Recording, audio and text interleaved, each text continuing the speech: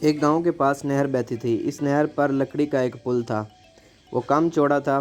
اس پر ایک وقت میں ایک ہی آدمی گزر سکتا تھا۔ ایک دن کی بات ہے کہ بکری پل پر سے دوسری طرف جا رہی تھی۔ ایک اور بکری آ گئی۔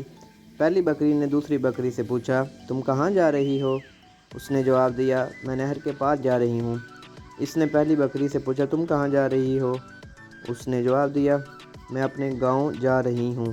تو پہلی بکری نے کہا، پہلے میں پار جاؤں گی، تم میرے پیچھے آ جاؤ۔ وہ کہنے لگی کہ میں جاؤں گی، میں پیچھے کیوں جاؤں؟